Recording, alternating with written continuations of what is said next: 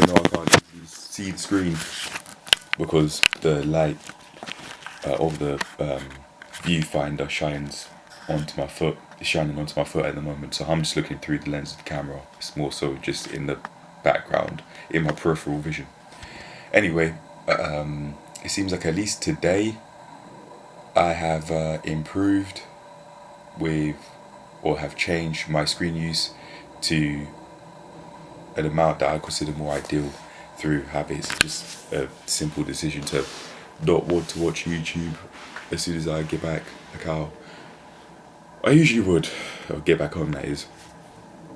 So I think to further establish this habit, what I'd like to do is to make a rule or to make a note in my journal or in my diary, sorry, every single day without fail, to make a note about turning my screens off, like my phone, on the way home, and making sure that I have my sleep strategy in place, because I might want to use the alarm, but if I don't, then I know how I'd go about that. So I definitely would like to make a note of that, and I'm looking at my diary with a pen in my hand to do that, but I'll do that later on. I won't do that in this video. The last couple of things I wanted to talk about was a PTing. So if I remember correctly, I have already touched up on this within this video, within the parts of this video, but I could give a quick summary. So I remember talking about what I've done in the space of a year. So I've got the 4 qualifications, I've got the level 3, I've got the level 2 gym instructing, or level 3 personal training, and I've got the kettlebell instructing that came alongside the level 3 PT course, and I've got my first aid qualification. So that's 4 down the hatch, and I want my level 4. I plan to get that within around about 6 weeks time, by next month. Once I've done that, what I don't remember mentioning was I do have a course that I'd like to immediately advance onto, and that's to do with GP referrals. So I want to do that course. It doesn't cost much. It's only a few £100. It's over £500. So I would like to immediately get onto that, but I don't have the amount of money that it costs to pay for it in full, but I do want to immediately move on to it. So one of the plans I have to do, or one of the plans that I want to follow through with and act on quite soon, is to ask my course tutors if there be a plan that I could work out, or even if it's not monthly, just something that I'd be able to manage, because PT sessions aren't happening regularly for me at the moment, even though within this year I've gone from 0 clients to 2 clients very recently, within the past month or so. I've definitely had quite a few people come up to me who have registered interest in the services but haven't gone through with it. However, that's okay. You just move forward. There's one in particular in which I said I'd provide a service, and I definitely did partially, but I didn't provide it to the standard that I wanted, and in my mind I felt guilty with that, because in my mind it was like I scammed the person, because I said I would have done this and I would have done so and so, and I didn't. I tried getting back in touch with them to provide them a refund for it, but they have not got back in touch with me since, quite unfortunately. So it seems as though that lead has gone cold, and like how they were saying when I was talking to them, they are not in any way interested in speaking to me, at least at this point in time, and that's okay. I definitely felt guilty, but I don't think about it as much now. I definitely know that I could do better for next time, and that's the lesson that I'll take with me going forward. Anyway, so my first year job wise within being in the fitness industry is nearly done. And within this time, I would have essentially got 5 qualifications. So I would have, no, sorry, I think it would have been 4, because when I was applying for the job that I have now, I already had my level 2 qualifications. And I got them maybe a while before I was applying, so over the space of a year, I would have got 5 qualifications, and for a rookie, that's okay. I don't think that's half bad.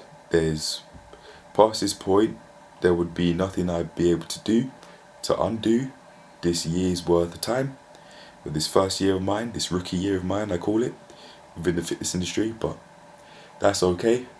I definitely could have improved. There definitely could be ways I could go forward to further change how I go about my business, and also how I go about getting qualifications, where I'd get my funding from to do qualifications, and so on.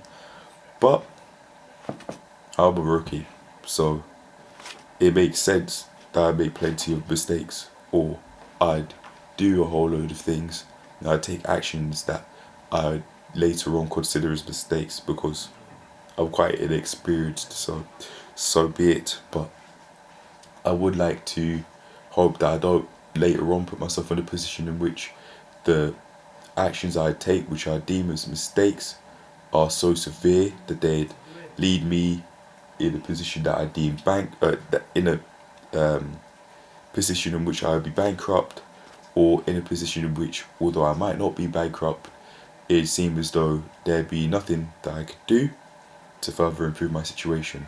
I definitely don't want to be hopeless moving forward, regardless of how competent I'd believe I'd be, or how competent I'd be within the fitness industry, within whichever job I'd be doing, objectively speaking, in terms of the sort of services that I'd be able to provide for the clients, qualifications wise, for example, how many qualifications I have, and also the sorts of qualifications I have.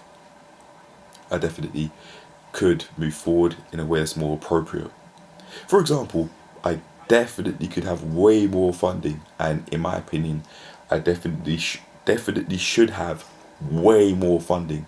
I should have, if we're being realistic, to be able to easily fund the qualifications in today's economy. I think 5 figures and maybe up would be appropriate to have by my side ready exclusively for qualifications, not even partially for an emergency fund in case business is slow, or for any other expenses like that, or for any other funds like that. I think as when I keep on progressing and move forward, I should set myself up in a position in which I would have 5 figures or more to get more educated, regardless of how many qualifications I'd have, because that then mean that I'd have the money to be able to more easily get qualified. And that's something that I'd always want for as long as I'm doing what I'm doing, because I don't want to stop learning, especially in this stage when I'm a rookie. I know that there's a lot to learn, and I don't want to give up on that opportunity, because I'm still alive. I still have my health. I'm of sound mind. I'm physically healthy enough and mentally healthy enough to be able to consciously decide that that's what I want to do. So I definitely will want to keep that up. I have quite a few qualifications that I want to do. I definitely would want to do my GP referral, but I'd also like to do, I'm trying to look at my plans here. So within my yearly plans, let's see where they are. What did I say? I remember saying that I wanted to get mentoring qualifications with the ILM company. Okay, I found the page now. So I wanted to complete an ILM course, but I didn't specify which one, because I wanted to improve my mentoring skills for myself personally. I thought that I know that I could improve with how much of a leader I am to myself, and also therefore to other people. So hence I wanted to do an ILM course within this year, within this year's worth of time, spanning from now in August to next August. I have also written down that I want to do level 4 strength and conditioning, level 4 low back pain, and other than that, that's it. I think within the space of a year, doing an extra 4 courses, which would then mean 9 qualifications strong, would put me in an even more sensible position to then have more money come in, and to also be able to lead myself more appropriately, and therefore be able to lead other people in a way that I deem more appropriate than I might currently do. So I want to take these and I want to see where they lead me. This might actually be a national pursuit, but I don't know. I'll find out.